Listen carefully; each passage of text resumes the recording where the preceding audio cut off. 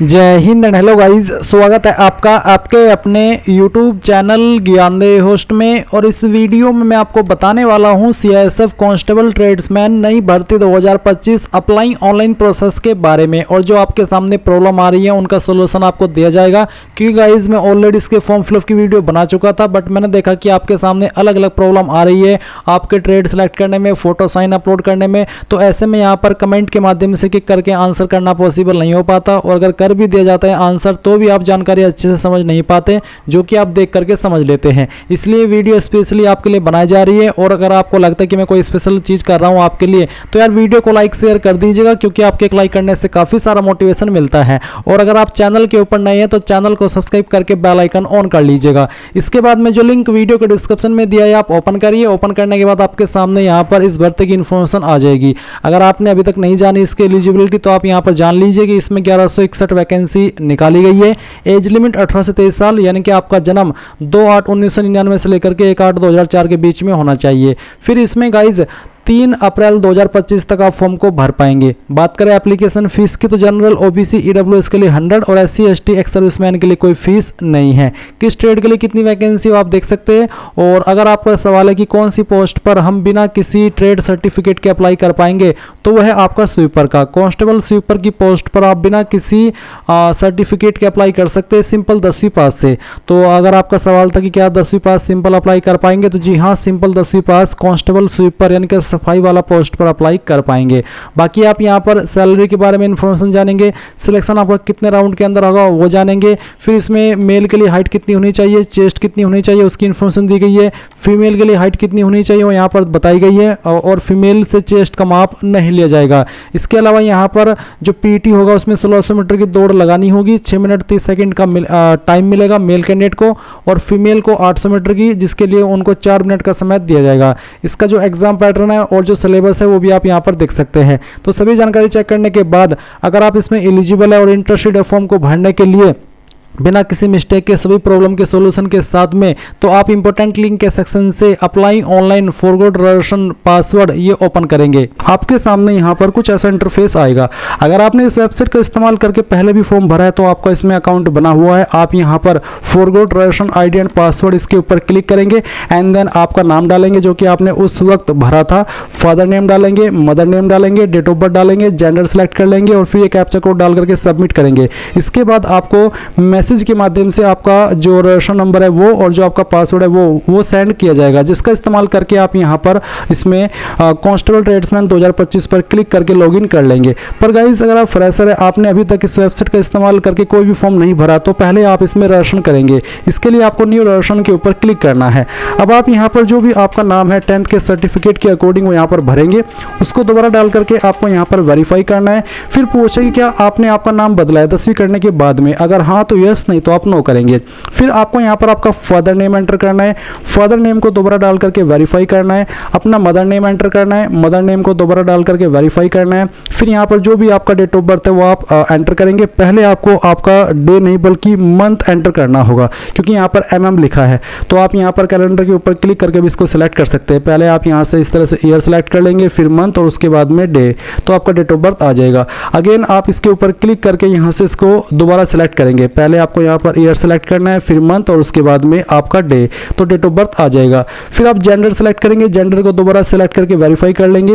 ये captcha code डालेंगे। सभी जानकारी चेक करने के बाद नीचे सबमिट के ऊपर क्लिक करेंगे। अब आपने जो भी जानकारी भरी है वो आपके सामने है। आप यहाँ पर इस तरह से अपनी इंफॉर्मेशन चेक करेंगे, और चेक करने के बाद नीचे की तरफ आप आपका मोबाइल नंबर डालेंगे जो कि आप रजिस्टर करना चाहते हैं। उस नंबर को दोबारा डाल करके वेरीफाई करेंगे। अपनी ईमेल ID एंटर करेंगे। फिर ईमेल ID को भी दोबारा डाल करके वेरीफाई कर देंगे।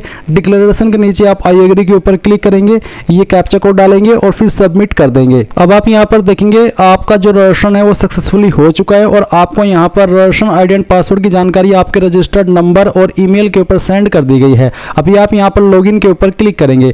इसके बाद में गाइज आप यहाँ पर इसमें देखेंगे verify mobile and email ID। अगर आप मोबाइल नंबर और ईमेल ID को वेरीफाई करना चाहते हैं तो आप यहाँ पर रजिस्ट्रेशन नंबर डालेंगे और जनरेट OTP इसके ऊपर क्लिक करेंगे। इसके बाद में गाइज आप आपके नंबर और ईमेल दोनों के ऊपर OTP जाएंगे। वो OTP आप यहाँ पर डालेंगे, पहले नंबर वाला और फिर वेरीफाई OTP करेंगे, फिर ईमेल वाला और फिर वेरीफाई OTP कर देंगे। इसके बाद में आपका जो राशन का प्रोसेस है वो कंप्लीट हो जाएगा। तो आप यहाँ पर देख सकते हैं कि मेरा नंबर और ईमेल दोनों वेरीफाई हो चुका है। बहुत सारे कैंडिडेट इसको वेरीफाई नहीं करते, तो ऐसे में फिर उनके फॉर्म रिजेक्ट हो जाते हैं। अब आप इसको यहाँ से कैंसिल कर दीजिए और कैंसिल करने के बाद में लॉगिन के ऊपर क्लिक कीजिए। फिर गाइज आप यहाँ पर कांस्टेबल ट्रेड्समैन 2024 इसके ऊपर क्लिक कीजिए। इसके ऊपर क्लिक करने के बाद जो भी आपको राशन नंबर मिला है वो यहाँ पर डालिए, जो पासवर्ड मिला है वो यहाँ पर डालिए, ये कैप्चा कोड फिल कीजिए और सबमिट कर दीजिए।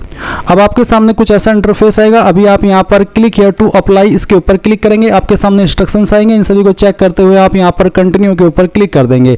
कंटिन्यू के ऊपर क्लिक करने के बाद यहाँ पर अब आप अपनी अन्य जानकारी भरेंगे, जैसे कि कास्ट कैटेगरी आपकी क्या है, general, EWS, OBC, SC, ST। वैसे तो मैं OBC में आता हूँ, पर गाइज मैं इस फॉर्म को डेमो के लिए भरा हूँ, तो इसलिए मैं यहाँ पर SC सेलेक्ट कर लेता हूँ ताकि मुझे कोई फीस पे ना करनी पड़े और मैं आपको पूरा प्रोसेस दिखा पाऊँ। फिर आता है state UT to which you belong, आप कौन सी स्टेट के निवासी है, किस स्टेट का आपके पास निवास प्रमाण पत्र है, वो स्टेट आपको सेलेक्ट कर लेनी है। फिर यहाँ पर गाइज आपसे 6 पॉइंट में पूछा कि have you migrated from the state UT of your origin to another state, यानी कि जो स्टेट अभी आपने सेलेक्ट किया क्या आप उस स्टेट से मिग्रेट होकर के, यानी कि उस स्टेट को छोड़ करके क्या आप दूसरी स्टेट में जाकर के बसे हो। और अगर आप ऐसे कैंडिडेट है तो आप यहाँ पर यस करेंगे, पर अगर आप जहाँ पर जन्म लिए हो और उसी स्टेट में अभी भी रह रहे हो और वही स्टेट अभी आपने सेलेक्ट की है तो आप इसमें नो कर देंगे। 7 पॉइंट है जेंडर का, तो जेंडर आप यहाँ पर देख सकते हैं। फिर है educational qualification, if any ex serviceman qualified 10th exam in civil there is no need to apply for army education, यानी कि अगर आप एक एक्स सर्विसमैन है और आपने 10वीं पास कर ली है तो फिर आपको आर्मी एजुकेशन के रूप में अप्लाई करने की आवश्यकता नहीं है, आप यहाँ पर सिविल ही रहने देंगे। और नॉर्मल कैंडिडेट को तो यहाँ पर सिविल सेलेक्ट करना ही है। उसके बाद में आप यहाँ पर आपकी क्वालिफिकेशन सेलेक्ट करेंगे कि हाईएस्ट क्वालिफिकेशन क्या है, 10वीं 12वीं ग्रेजुएशन या फिर पोस्ट ग्रेजुएशन, जो भी है वो आप सिलेक्ट कर लीजिएगा। अगर 12वीं की हो तो आप 12वीं भी सिलेक्ट कर सकते हैं। इसके बाद गाइज आप देखेंगे रिलीजन, तो आपको आपका रिलीजन यहाँ से सिलेक्ट कर लेना है जो भी है। और फिर आपसे 11 पॉइंट में पूछा कि क्या आप जो 2002 का दंगा हुआ था उस दंगे से प्रभावित, उस दंगे में आपके जो फैमिली मेंबर है कोई मारा गया था, अगर हाँ आप उनके डिपेंडेंट अगर है बेसिकली तो आप इसमें यस करिएगा, नहीं तो नो करना है। क्या आप हिल एरिया से बिलोंग करते हैं, अगर हाँ तो आप 12 पॉइंट में यस करेंगे, अगर आप पहाड़ी क्षेत्र से नहीं आते तो आप इसमें नो रहने देंगे। फिर गाइज यहाँ पर पूछा 13 पॉइंट में कि क्या आप एक्स सर्विसमैन है, अगर हाँ तो यस, नहीं तो आप नो करेंगे। 14 पॉइंट में पूछा कि whether you are a ward of CISF personnel, क्या आप CISF पर्सनल की फैमिली से बिलोंग करते हैं, अगर हाँ तो यस, नहीं तो आप नो करेंगे। 15 पॉइंट है कि whether you are an employee of government department public sector undertaking autonomous bodies, यानी कि क्या आप एक एम्प्लॉय है गवर्नमेंट डिपार्टमेंट के या पब्लिक सेक्टर अंडरटेकिंग के, अगर हाँ तो यस, नहीं तो आप नो करेंगे। इसके बाद 17 पॉइंट है name of the trade applied for, कौन सी ट्रेड के लिए आप अप्लाई कर रहे हैं वो ट्रेड आपको यहाँ पर सेलेक्ट कर लेना है। आपको यहाँ पर काफी सारे ट्रेड देखने को मिल रहे हैं, तो जिसमें भी आपको अप्लाई करना है वो आप सेलेक्ट कर लीजिए। एक स्वीपर ही ऐसा ट्रेड है जिस पर आप सिंपल 10वीं पास से अप्लाई कर पाएंगे, बाकी जो ट्रेड है उन पर 10वीं के साथ में ITI की योग्यता भी मांगी है उसी ट्रेड में, तभी आप उस पर अप्लाई करने के लिए फुल्ली एलिजिबल होंगे। फिर 18 पॉइंट है विजिबल आइडेंटिफिकेशन मार्क्स, आपकी बॉडी के ऊपर वो निशान जिससे आपकी बॉडी की पहचान होती है, ये निशान आपकी बॉडी के ऊपर कहीं पर भी हो सकता है। अगर आपकी बॉडी के ऊपर कोई भी निशान नहीं है तो आप यहाँ पर सेकंड वाले ऑप्शन में नो मार्क लिख दीजिएगा, और अगर एक भी निशान नहीं है तो पहले वाले में भी आप नो मार्क लिख सकते हैं। अब आप यहाँ पर 19 पॉइंट में जो आपका परमानेंट एड्रेस है वो एंटर करेंगे, तो जो भी एड्रेस है वो आप यहाँ पर भरिए, आपका पोस्ट ऑफिस कौन सा है वो लिख दीजिए। फिर स्टेट आपकी कौन सी है वो स्टेट सेलेक्ट कर लीजिए, डिस्ट्रिक्ट कौन सी है वो डिस्ट्रिक्ट आपको यहाँ पर खुद से सिलेक्ट कर लेनी है, और उसके बाद में जो आपका पिन कोड है वो भी आपको यहाँ पर डाल देना है। अब अगर आपका परमानेंट एड्रेस और प्रेजेंट एड्रेस सेम है तो आप यहाँ पर सेम एज परमानेंट एड्रेस इसके ऊपर टिक कर दीजिएगा। अब गाइज यहाँ पर 24 पॉइंट आएगा टाइप ऑफ ID कार्ड, तो आप यहाँ पर इनमें से कोई एक ID सेलेक्ट कर लीजिए, जैसे कि Aadhaar card, driving licence, PAN card, passport, तो जो भी आपके पास ID है वही आप इनमें से एक सेलेक्ट कर लीजिए और फिर उसका नंबर आप यहाँ पर 24.1 में डाल दीजिए। फिर है 25 point whether the date printed on the photograph taken, यानी कि जो आप फोटो अपलोड करेंगे क्या उसके ऊपर आपने वो डेट लिखी है कि किस डेट में ये फोटो लिया गया है, तो आप इसमें यस कर दीजिए। अगर आपने लिखी है, नहीं लिखी है आपने उसके ऊपर डेट की कौन सी डेट में फोटो लिया है तो आप नो भी कर सकते हैं, पर उसके नीचे डेट लिखना आपको जरूरी है। उसके बाद में आता है कि have you ever been convicted by any court of law, यानी कि क्या आप किसी कोर्ट के द्वारा दोषी ठहराए गए हो, अगर हाँ तो यस, नहीं तो आप नहीं करेंगे। 26 पॉइंट में 27 पॉइंट है कि क्या आप कभी सर्विस के दौरान सेंट्रल या स्टेट गवर्नमेंट के द्वारा डिसमिस किए गए हो, अगर हाँ तो यस, नहीं तो आप नो करेंगे। क्या आपकी सर्विस टर्मिनेट की गई है जब आप प्रोबेशन पीरियड पर थे उस वक्त, अगर हाँ तो यस, नहीं तो आप नो करेंगे।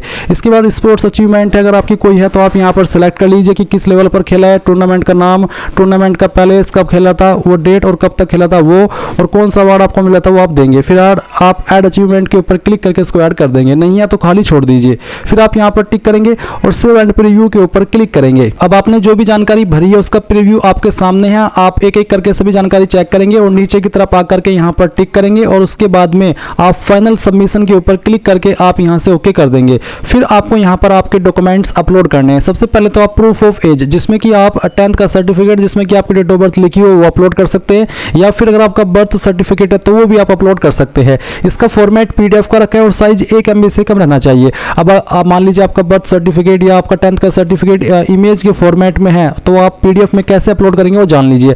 आप गूगल के अंदर आएंगे और सर्च करेंगे इमेज टू पीडीएफ। ये सर्च करने के बाद में पहले वाली वेबसाइट ओपन करेंगे, सिलेक्ट जेपीजी इमेजेस के ऊपर क्लिक करेंगे और फिर उसके बाद में जो आपका 10th का सर्टिफिकेट है जिसके ऊपर डेट ऑफ बर्थ लिखी है या फिर जो आपका बर्थ सर्टिफिकेट है वो आप सिलेक्ट करेंगे, ओपन करेंगे। उसके बाद कन्वर्ट टू पीडीएफ के ऊपर क्लिक करेंगे, ये फाइल आपकी पीडीएफ के अंदर कन्वर्ट होगी। डाउनलोड पीडीएफ पर क्लिक करेंगे, फाइल आपके पीसी या फिर मोबाइल के अंदर डाउनलोड हो जाएगी। फिर आप चूज फाइल के ऊपर क्लिक करेंगे और जो फाइल अभी आपने बनाई है पीडीएफ में वो सिलेक्ट करेंगे, ओपन करेंगे और उसके बाद अपलोड के ऊपर क्लिक करेंगे तो आपकी फाइल इस तरह से अपलोड हो जाएगी। और गाइज आप यहाँ पर इसको व्यू फाइल के ऊपर क्लिक करके व्यू भी कर सकते हैं। सेम वे में आप एजुकेशनल सर्टिफिकेट में 10th का सर्टिफिकेट अपलोड करेंगे, ये भी पीडीएफ के फॉर्मेट में अपलोड करना है। तो मैंने अभी यहाँ पर सर्टिफिकेट को ही पीडीएफ में बनाया, मैं इसी फाइल को यहाँ पर सिलेक्ट करके अपलोड कर देता हूँ। उसके बाद गाइज आप यहाँ पर आपका डोमिसाइल सर्टिफिकेट अपलोड करेंगे, यानी कि आपका निवास प्रमाण पत्र, तो आप इसको भी पीडीएफ फॉर्मेट में ही अपलोड करेंगे। अगर ये इमेज में है तो इसको पीडीएफ के अंदर कन्वर्ट करके आप अपलोड करिएगा। उसके बाद फोटो आपको बोला है कि duly dated on photograph taken not more than 3 month old from the date of publication of the notification, यानी कि आप जो फोटो अपलोड करेंगे उसके ऊपर आपको डेट लिखनी है और वो डेट आप जो लिखेंगे वो 3 महीने से ज़्यादा पुरानी नहीं होनी चाहिए। फॉर्मेट जेपीईजी या फिर जेपीजी का, और साइज आपका 20 KB से लेकर के 50 KB के बीच में रहना चाहिए फोटो का। तो गाइज यहाँ पर मैं चूज फाइल के ऊपर क्लिक करता हूँ और इसके ऊपर क्लिक करने के बाद में यहाँ पर आपको जो फोटो है वो अपलोड करके दिखाता हूँ। मेरे पास यहाँ पर फोटो अवेलेबल है, पर ये जो फोटो है ये पहले का, इसके ऊपर डेट पुरानी लिखी हुई है, तो मैं इसको आपको एडिट करके दिखाता हूँ। अगर आप कंप्यूटर से भर रहे हैं तो आपको यहाँ पर इस तरह से आपके डेट को एडिट करना होगा, यानी कि डेट को आपको यहाँ पर वही लिखना है जो आपको यहाँ पर बोला है। तो ये जो आप डेट लिखेंगे ये 3 महीने से ज़्यादा पुरानी नहीं होनी चाहिए।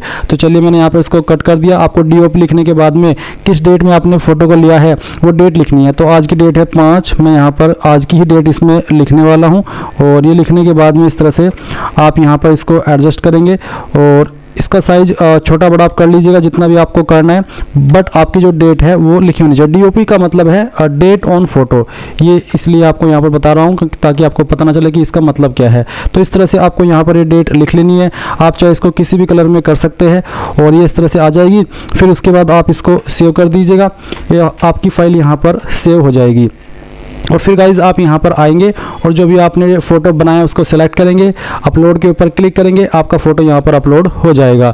इसके बाद आप यहाँ पर नीचे आपका सिग्नेचर अपलोड करेंगे। इसका साइज़ 10 से 20 KB के बीच में रखा है। तो जहाँ पर आपकी सिग्नेचर की फ़ाइल है वो फाइल आप सेलेक्ट कीजिए, ओपन कीजिए, अपलोड के ऊपर क्लिक कीजिए, आपकी फ़ाइल अपलोड हो जाएगी। तो इस तरह से आपके सभी डॉक्यूमेंट्स अपलोड होंगे और फिर आप सेव एंड कंटिन्यू के ऊपर क्लिक करेंगे। तो गाइज आप देख सकते हैं document have been submitted successfully. अब आप ओके करेंगे। ओके करने के बाद आपको देखने को मिल रहा है you are eligible for fee examination. क्योंकि मैंने फॉर्म को SC ST से भरा है तो कोई भी फीस नहीं लगी। अगर आप जनरल OBC है तो आपको यहाँ पर फीस पे करनी होगी। जब आप अपनी एप्लीकेशन फीस पे कर देंगे उसी के बाद आपके सामने यहाँ पर प्रिंट लेने का ऑप्शन आएगा। तो आप प्रिंट एप्लीकेशन के ऊपर क्लिक कीजिए, सबसे लास्ट में आइए, प्रिंट के ऊपर क्लिक कीजिए। अगर आपके पास अभी प्रिंटर मौजूद नहीं है तो आप इसको PDF के रूप में सेव कर लीजिए और बाद में प्रिंट करा लीजिएगा। इस तरह से गाइज आप लोग CISF constable tradesman online form 2025 भरेंगे। आई होप ये प्रोसेस आपको पसंद आया होगा। कोई सवाल डाउट रह गया हो अभी भी तो कमेंट के माध्यम से पूछ लेना। Thanks for watching. जय हिंद।